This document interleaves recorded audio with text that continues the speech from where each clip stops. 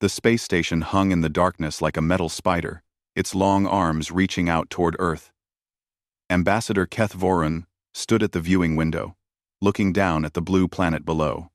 His crystal body sparkled with colors that showed his mood. Right now, those colors were dark with annoyance. 200 years, he said to his aide. His aide, a floating gas creature called Zeph-9, pulsed nervously. Keth Vorun's crystals flashed red. The humans were supposed to follow the same path as every other young race. First, they should have stopped fighting among themselves. Then they should have built clean energy sources. After that, they should have created beautiful art and peaceful technology.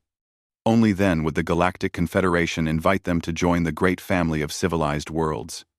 But humans had done none of these things. Instead, they had spent 2 centuries turning their entire solar system into a fortress. The ambassador had seen the reports. Every asteroid in their belt had been hollowed out and filled with weapons. Their red planet Mars was covered with factories that built nothing but war machines. Even their moon had giant guns hidden on its dark side. "Send the message," Keth Vorun commanded. "Tell them the Confederation Council has made its decision." The message went out across space, beamed directly to Earth's capital cities. It was simple and clear, written in the basic trade language that all young species learned. "People of Earth, you have been watched for 200 years. The Galactic Confederation offers you one chance. Stop building weapons. Accept our guidance. Become a protectorate under our wise rule. You have 30 days to answer. If you refuse, we will bring peace to your system by force." The human response came in less than an hour. Admiral Sarah Chen appeared on the communication screen. She was an older woman with gray hair and cold eyes. Behind her, Keth Vorun could see what looked like a war room filled with humans working at computer stations. "Ambassador," she said with a small smile, "we got your message. The Earth Defense Council has discussed your generous offer." Keth Vorun's crystals brightened. Perhaps these humans were smarter than their military buildup suggested. "And your answer?" Admiral Chen's smile grew wider. "Our answer is simple, Ambassador. We've been waiting for someone to finally ask us to dance." The communication ended. Keth Vorun stared at the blank screen. Dance? What did that mean? He turned to his aide, who was pulsing with confusion. "Contact the council," the ambassador ordered. "Tell them the humans have refused our offer. They want war." "Are you certain, Ambassador?" Zeph-9 asked. Perhaps they misunderstood. Their language is still primitive. Keth Vorun's crystals turned a deep, angry red. "No. They understood perfectly. They think their small weapons can stand against the might of 800 worlds. We will show them how wrong they are." The order went out across the galaxy. From every corner of Confederation space, warships began moving toward Earth. The largest fleet ever assembled in galactic history was gathering. 10,000 ships from dozens of different races, all armed with weapons that could crack planets. As the fleet assembled, reports kept coming in about human activities. The humans were not running or hiding. Instead, they were building even more weapons. Their factories were working day and night. Their ships were moving into defensive positions throughout their system. "They're like insects preparing for winter," one fleet commander reported. "They seem to think numbers will save them." Admiral Tech Voss of the Confederation Navy laughed when he heard this. His ship alone carried enough firepower to destroy a moon. 10,000 such ships against whatever primitive vessels the humans had built? It would be over in hours. The human solar system grew larger on his screens as the vast fleet approached. Tech Voss expected to see a few hundred human ships clustered around their homeworld, waiting to die bravely but uselessly. Instead, he saw something that made his blood run cold. Ships. Thousands and thousands of ships. They emerged from hiding places throughout the human system, like metal sharks rising from dark water.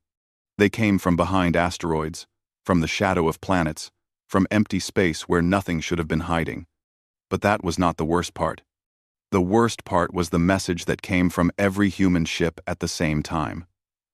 The same calm voice speaking from 50,000 different vessels. "Welcome to Earth. We've been expecting you." Admiral Thek Voss stared at his scanner readings. 50,000 ships. The humans had 50,000 warships hidden in their system. How was that possible? Thanks for watching. And see then. How had they built so many ships without the galaxy noticing? "Sir," his weapons officer called out, "I'm reading their ship designs. They're not primitive. Sir, some of these ships are using technology more advanced than ours." Thek Voss felt something he had never felt before in his long military career. Fear.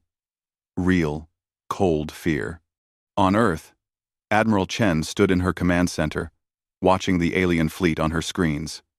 Around her, human officers worked quietly at their stations. No one seemed nervous or afraid. "Admiral," one of her captains said, "the alien fleet is requesting surrender terms." Chen almost laughed. "Tell them we decline. And send the signal to all ships." The signal went out. Across the human system, 50,000 warships powered up their weapons and began moving into attack formation. They did not cluster around Earth like defenders. They spread out in patterns that looked random, but were actually carefully planned killing zones. Admiral Chen picked up her communication device and spoke to her fleet. "People of Earth, for 200 years, we have prepared for this day. We knew they would come. We knew they would underestimate us. Today, we show the galaxy what humans are really capable of. Attack." The dance was about to begin. Admiral Thek Voss had fought in dozens of battles across the galaxy. He had seen primitive species try to resist Confederation rule before. They always followed the same pattern: desperate courage, brave last stands, and quick defeat. But as his fleet moved deeper into the human system, he realized this was nothing like those other battles. The first surprise came when his scouts reported what they found in the asteroid belt. Each space rock had been carefully hollowed out and turned into a hidden fortress. Weapons emerged from rocks that looked empty and dead. Factories buried. Deep inside the asteroids, began launching fighters and missiles. "How many of them are armed?" Thek Voss asked his intelligence officer. The officer's face was pale. "Sir, we think all of them. Every single asteroid in this system has been turned into a weapons platform." Thek Voss stared at the tactical display. The asteroid belt contained millions of rocks. If even a fraction of them were armed, his fleet was flying into the largest minefield in galactic history. The second surprise came from Mars. What the Confederation had thought was a simple human colony turned out to be the largest military factory complex anyone had ever seen. The entire planet was covered with manufacturing plants that were pumping out new ships even as the battle began. "Sir," his communication officer called out, "we're getting reports from our advanced scouts near the human planet Earth. You need to see this." The main screen showed images from near Earth's moon. What the scouts found there made Thek Voss feel sick. The entire backside of the moon had been carved out and filled with massive railgun installations. Weapons that could fire projectiles at nearly the speed of light were tracking his fleet. But the biggest surprise was still coming. Dr. Marcus Webb stood in his laboratory deep beneath the surface of Mars, watching the alien fleet on his monitors. Around him, his team of scientists and engineers were making final preparations. For 50 years, Webb had led humanity's secret xenotechnology project. Their job was simple: study alien technology and make it better. "Doctor," his assistant called out, "the Admiral is asking if we're ready." Webb smiled. "Tell her we've been ready for decades." The truth was something the galaxy had never imagined. Humans had been capturing alien scout ships for over 100 years. Every piece of Confederation technology had been studied, reverse-engineered, and improved. The crude-looking human ships were actually shells around technology that was far more advanced than anything the Confederation had. Begin Phase 2. Webb ordered. Across the human system, ships that had looked primitive suddenly began revealing their true capabilities. Weapons systems that seemed simple turned out to be devastatingly effective. Human ships that the aliens thought were slow and clumsy started moving faster than Confederation vessels. Captain Elena Vasquez commanded the human ship, Times Retribution **. When a massive alien dreadnought targeted her small vessel, she didn't run or hide. Instead, she did something that shocked the alien captain. She attacked. The Times Retribution Times was 1/10 the size of the alien ship. But Vasquez had studied Confederation ship designs for years. She knew their weaknesses. While the alien captain expected her to target his weapons or shields, she aimed for something else: the ship's waste heat management system. Every ship in space had to get rid of the heat created by its engines and weapons. The aliens had built beautiful, efficient systems for this. They had also built them in places that were hard to defend. Vasquez's missiles struck the heat management systems and disabled them. Within minutes, the massive alien ship was dead in space, its crew forced to abandon ship before they cooked in their own waste heat. "This is impossible," Admiral Thekvos said as he watched one of his finest ships die. "Their vessels are too small to carry weapons that powerful." His science officer was studying the scans of human ships. "Sir, I think I understand. Their ships aren't primitive at all. They're using our own technology against us, but they've made it better." Across the battlefield, the same scene was playing out again and again. Human ships that looked outmatched were destroying alien vessels twice their size. Human tactics that seemed insane were actually carefully planned strategies. The humans didn't fight like any species the Confederation had ever faced. Other races tried to minimize their losses and preserve their ships. Humans fought like they didn't care about losses, as long as they won. Captain Maria Santos rammed her damaged ship into an alien cruiser, destroying both vessels but taking out an enemy that was 3 times larger. Lieutenant Commander James Park used his ship's self-destruct system to create a massive explosion that disabled 5 enemy vessels. But the most terrifying thing wasn't the human willingness to sacrifice their own ships. It was their planning. Every human tactic seemed to have been thought out years in advance. When alien ships tried to retreat, they found their escape routes blocked by human vessels that had been waiting for them. When they tried to call for reinforcements, they discovered their communications were being jammed by satellites humans had placed months earlier. They knew. Thekvos realized, with growing horror. They knew exactly how we would attack. They've been planning for this specific battle. The truth was even worse than he imagined. For 2 centuries, humans had been studying every aspect of Confederation military doctrine. They had analyzed thousands of past battles, looking for patterns and weaknesses. When the Confederation fleet arrived at Earth, they weren't facing desperate defenders. They were walking into a trap that had been 200 years in the making. Admiral Chen watched the battle from her command center on Earth. The large display showed the positions of every ship in the system. Green dots represented human vessels. Red dots showed alien ships. As she watched, more and more red dots disappeared from the screen. "Admiral," her tactical officer reported, "enemy fleet is beginning to retreat. Do you want to pursue?" Chen smiled coldly. "Let them run, but make sure a few of their ships escape." "Ma'am? Someone needs to go back and tell the rest of the galaxy what happened here today." As the surviving Confederation ships fled the system, they carried with them a message that would shake the galaxy to its core. The message was simple and terrifying. "Tell them we're coming." The humans had won their first battle, but more importantly, they had shown the galaxy that Earth was not a primitive world waiting to be conquered. It was a warrior planet that had been preparing for war for 2 centuries. And now that war had finally come, the humans were ready to take it to the stars. The news of the defeat at Earth spread through the galaxy like wildfire. On the capital world of the Confederation, The High Council met in emergency session. Ancient beings who had ruled space for thousands of years sat in stunned silence as they listened to the reports. "Impossible," declared Chancellor Vex Corin, her tentacles writhing with disbelief. "How can one primitive world defeat 10,000 of our finest ships?" Ambassador Keth Voron, who had escaped the battle, stood before the council. His crystal body was still dark with shame. "They were not primitive, Chancellor. We were wrong about everything." The surviving reports painted a picture that terrified the galaxy's leaders. The humans hadn't just defeated the Confederation fleet, they had destroyed it completely, while suffering almost no losses themselves. Out of 10,000 alien ships, fewer than 100 had escaped to tell the tale. But that was only the beginning of the bad news. "We're getting reports from across the Outer Rim," Intelligence Director Zal Theon announced, his gas form rippling with worry.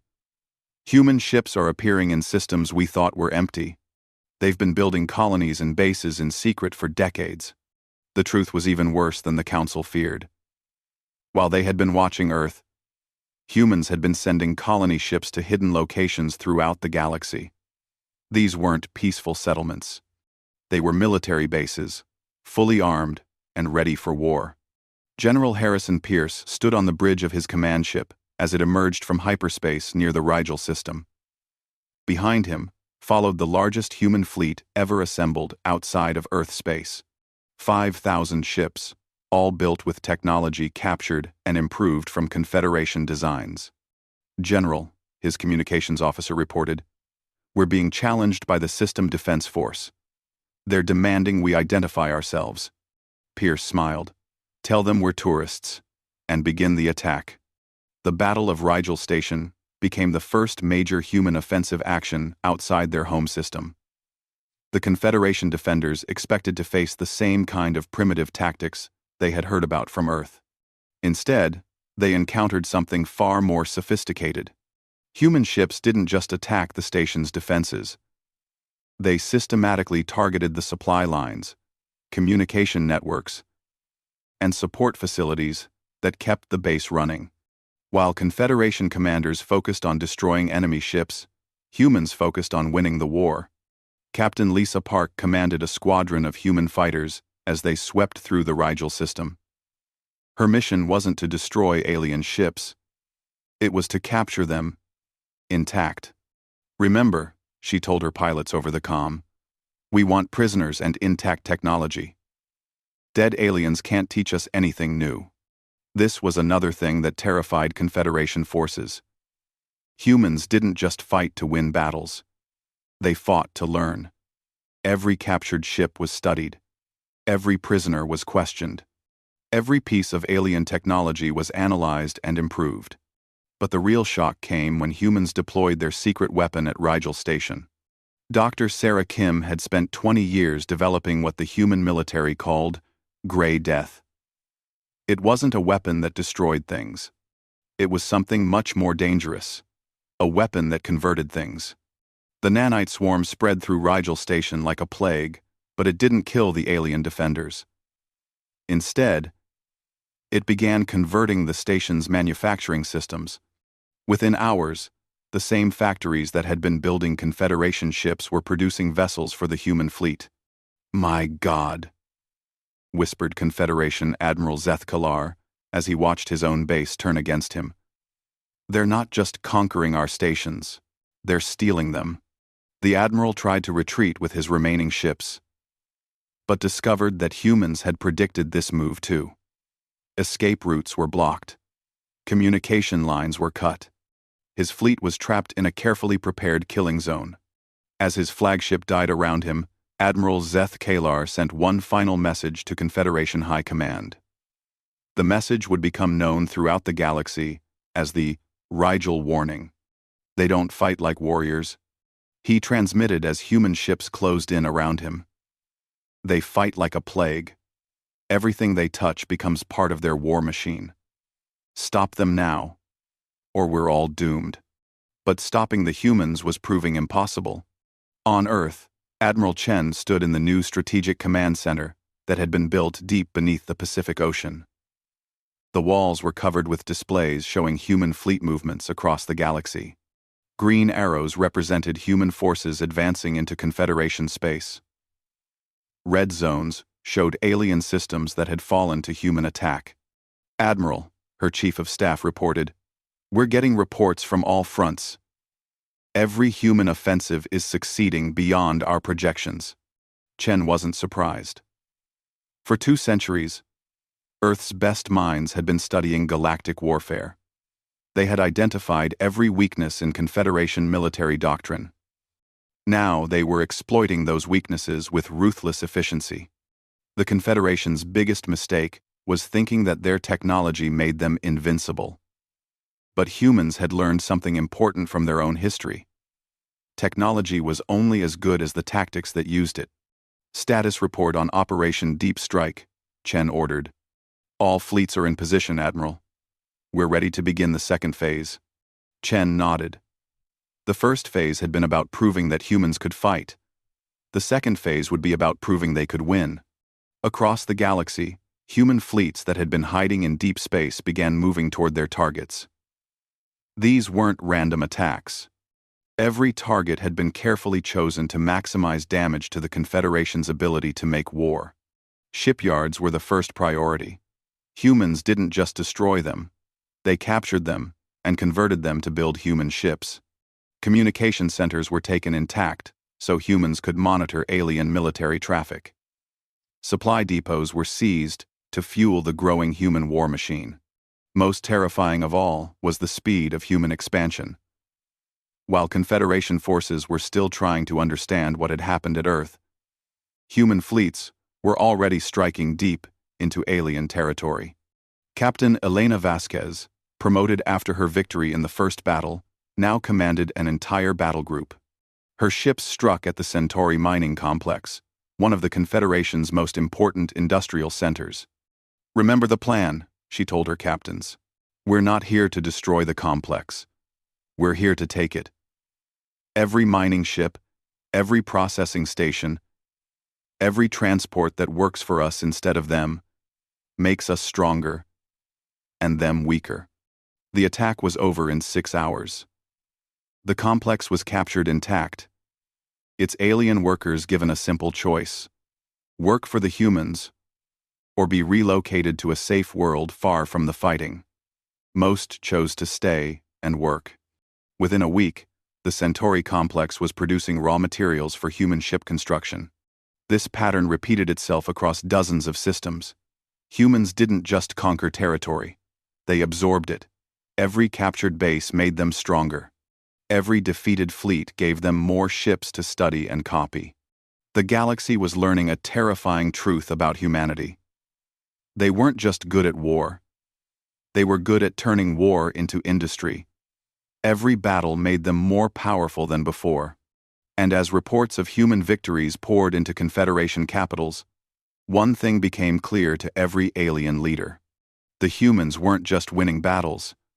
They were winning the war. 6 months after the first battle at Earth, the Galactic Confederation was in chaos. What should have been a quick police action had turned into a galactic war that was going very badly for the aliens. On the Confederation capital world, emergency sessions ran day and night. Maps of the galaxy showed the terrible truth in stark colors. Green areas marked human-controlled space. Red showed Confederation territory under attack. Yellow indicated systems where the outcome was still in doubt. There was far too much green. "How is this possible?" Chancellor Vex Corin demanded, her tentacles writhing in frustration. "They're just one world. One single primitive world." Intelligence Director Zalthion's gaseous form pulsed nervously. "That's just it, Chancellor. They're not just one world anymore. Our scouts report human colonies and military bases in over 300 systems.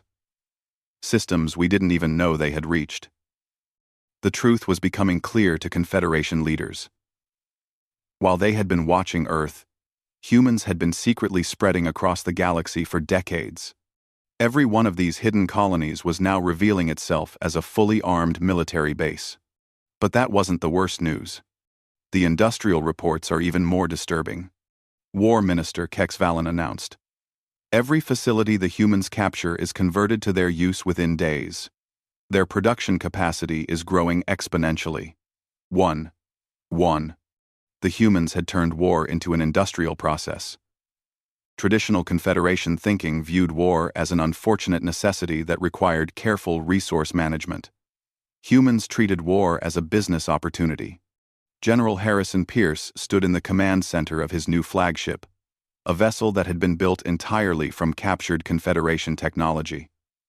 Around him, human engineers worked at stations copied from alien designs, but improved with human innovations. General, his intelligence officer reported, long-range scouts confirm our target.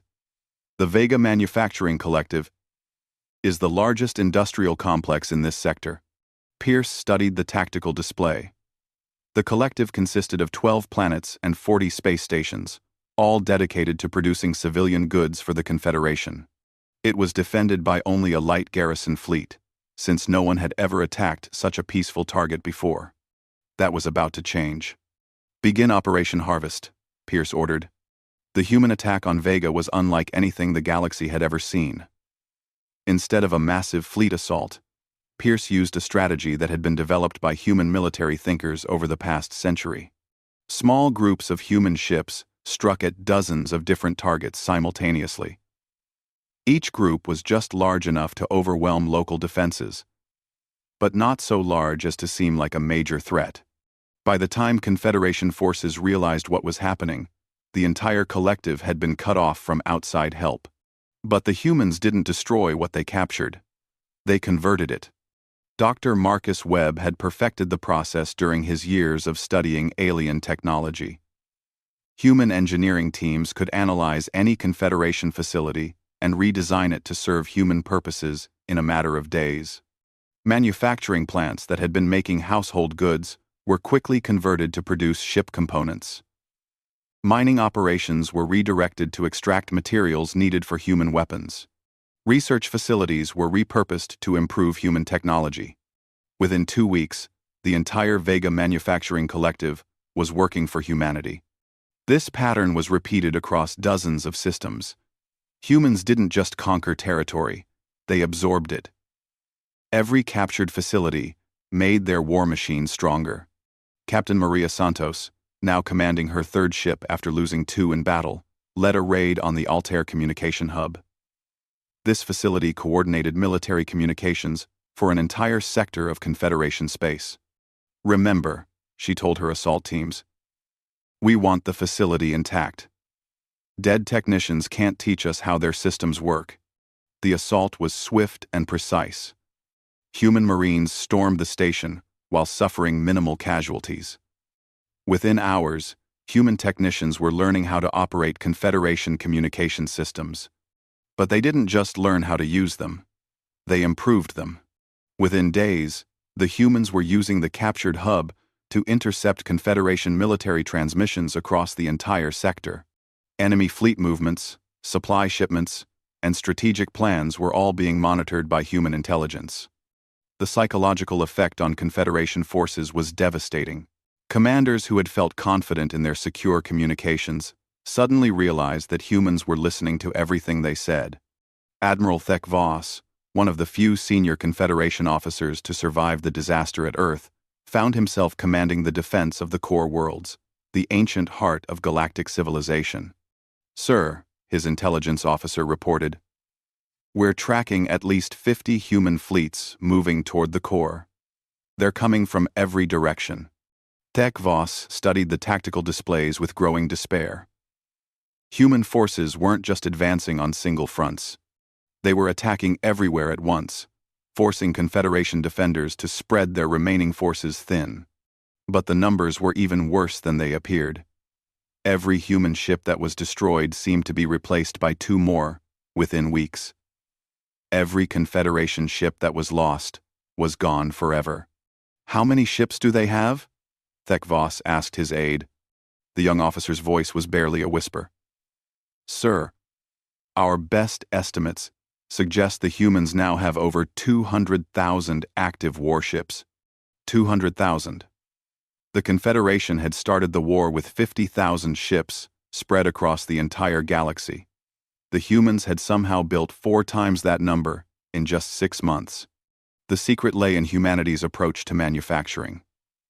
While Confederation shipyards were designed to build beautiful, long-lasting vessels, human shipyards were designed for rapid mass production. Human ships weren't meant to last for centuries. They were meant to be built quickly, fight effectively, and be easily replaced. On Earth, Admiral Chen received the weekly production reports with satisfaction. Human shipyards across the galaxy were now producing 3,000 new vessels per month. At this rate, humanity would soon have the largest fleet in galactic history. Admiral, her strategic planning officer announced. Intelligence reports that Confederation fleet strength is down to less than 15,000 active ships. Our projection models suggest total military collapse within 4 months. Chen nodded. The Confederation was learning the hard way that industrial capacity wins wars, not individual ship quality. But humanity's greatest advantage wasn't their production numbers. It was their learning speed. Every battle provided new information about Confederation weaknesses. Human tactics evolved daily, incorporating lessons learned from each engagement. Confederation commanders found themselves facing an enemy that improved faster than they could adapt. Captain Elena Vasquez, now promoted to Commodore, led a task force against the Procyon defense grid, one of the most heavily fortified positions in Confederation space. Traditional military thinking said such a fortress was impossible to assault directly, so humans didn't assault it. They starved it. Vasquez's ships didn't attack the fortress. Instead, they attacked every supply ship, every transport, and every communication relay that supported it. Within weeks, the mighty fortress was cut off from the outside galaxy. The defenders had a choice: surrender or slowly die of starvation. They chose surrender. As more and more Confederation systems fell to human control, a pattern became clear. Humanity wasn't just winning battles. They were dismantling the entire Confederation infrastructure piece by piece.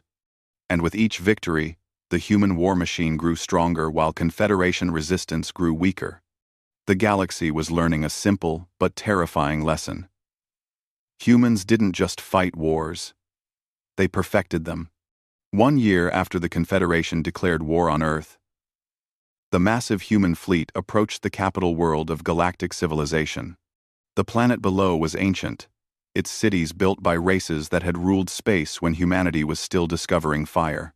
Admiral Sarah Chen stood on the bridge of her flagship, looking down at the world that had once seemed untouchable. Around her ship, 300,000 human vessels waited in perfect formation. It was the largest fleet ever assembled in galactic history. Admiral, her communications officer announced, "We're receiving a transmission from the planetary surface. Chancellor Vex Corin wants to discuss surrender terms." Chen almost smiled.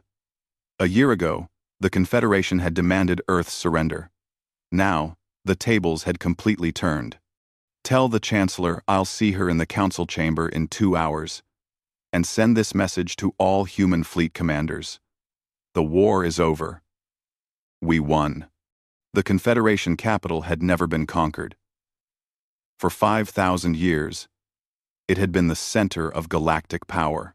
Ancient beings from dozens of species had ruled the galaxy from its crystal towers and floating cities. Now human marines walked through those same halls, their boots echoing in chambers where no outsider had ever set foot. Chancellor Vex Corin waited in the Great Council chamber, surrounded by the few surviving members of the Confederation government. Her tentacles hung limp with defeat as Admiral Chen entered the room. "Admiral," the Chancellor said, her voice heavy with exhaustion. Chen took her seat at the table that had once held the masters of the galaxy. Around the room, holographic displays showed the current state of Confederation space. Most of it now showed green, indicating human control. "The terms are simple, Chancellor," Chen said. "Total surrender. All Confederation fleets will stand down immediately. All military facilities will be turned over to human control. All government functions will be transferred to human administration. The alien leaders looked at each other in horror. This was exactly what they had planned to do to Earth just 1 year earlier. But Chen wasn't finished. However, she continued, humanity has no interest in ruling the galaxy through force alone. We're offering something the Confederation never did: partnership. Dr. Sarah Kim, Earth's chief xenosociologist, stepped forward. She had spent the past year studying captured Confederation records, learning about the hundreds of species that made up galactic civilization. Every world that proves it can defend itself will be offered partnership status in the new Terran Federation. Dr. Kim explained. Those that cannot or will not fight will become protectorates under human guidance. Chancellor Vex Corin's tentacles writhed with confusion. I don't understand. You're not going to simply rule us? Chen shook her head. We're going to teach you something your Confederation forgot during its thousands of years of peace. The universe is dangerous. Survival requires strength, and peace can only exist when everyone is ready to fight for it. The new order that humanity imposed on the galaxy was unlike anything that had come before. The old Confederation had maintained peace through overwhelming force and the threat of punishment. The Terran Federation maintained peace by making sure everyone was strong enough to defend themselves. Worlds that showed they could build effective militaries and fight when necessary were granted full membership in the Federation. They kept their governments, their cultures, and their freedom. In return, they contributed to the common defense of all Federation worlds. Worlds that were too weak or too peaceful to defend themselves became protectorates. They were protected by human fleets and guided by human advisors, but they were not enslaved. Humanity's goal was to help them become strong enough to eventually earn full membership. Ambassador Keth Vorun found himself in an office that had once belonged to a Confederation admiral, but now he wore the uniform of the Terran Federation and served as a liaison between human command and the crystal beings of his home system. It was a strange turn of fate. A year ago, he had delivered the ultimatum that started the war. Now, he was helping to implement the peace that followed. Ambassador, his human counterpart said, your people's request for full Federation membership has been approved. Your defense fleet performed well in the recent pirate raids. Kethvorun's crystals sparkled with colors that showed pride. His people had spent months learning human military tactics and building their own warships. When pirates attacked a nearby system, the crystal beings had fought alongside human ships to drive them off. It was exactly the kind of strength that earned respect in the new galaxy. But not everyone was happy with the new order. The Zephyrian gas creatures had been one of the most powerful races in the old Confederation. They had ruled dozens of systems and commanded vast fleets. Now they were reduced to protectorate status because they had refused to adapt to human military doctrine. This is not justice, Elder Zeph Prime protested to the human administrator of his system. We ruled space when your species was primitive. Commander James Park, the human officer in charge of the Zephyrian sector, nodded patiently. And that's exactly the problem. You ruled for so long that you forgot how to fight. The first time someone challenged your authority, you collapsed. But we had peace for thousands of years, Zeph Prime argued. You had the illusion of peace, Park corrected. Real peace requires the strength to defend it. Your Confederation kept order through fear, not through justice. When someone finally stood up to you, the whole system fell apart. This was the core philosophy of the new Terran Federation. Peace was not the absence of conflict. Peace was the presence of justice, backed by the strength to enforce it. 5 years after the end of the war, Admiral Chen stood in her office on the Federation capital world, looking out at a galaxy that had been transformed. The old Confederation territories now buzzed with activity as former member worlds built new militaries and learned to defend themselves. Admiral, her aide announced, the latest reports from the Outer Rim. The Andromedan scouts have been detected in the border systems again. Andral, Chen turned from the window. The Andromedans were an aggressive species from outside the galaxy who had been probing Federation space for months. Under the old Confederation, such a threat would have caused panic and desperate calls for negotiation. Under the new Federation, it was just another problem to be solved. "Alert all fleet commanders," Chen ordered. "If the Andromedans want to test our defenses, we'll be happy to show them what we've learned." Across the galaxy, Federation fleets began moving toward the border. But these weren't just human ships. They included vessels from dozens of species, all trained in human tactics and armed with Federation weapons. The crystal beings brought their advanced energy weapons. The gas creatures provided their superior sensor technology. Even former Confederation species that had once seemed weak were now contributing specialized capabilities to the common defense. But most importantly, they all shared the same philosophy that humanity had brought to the galaxy.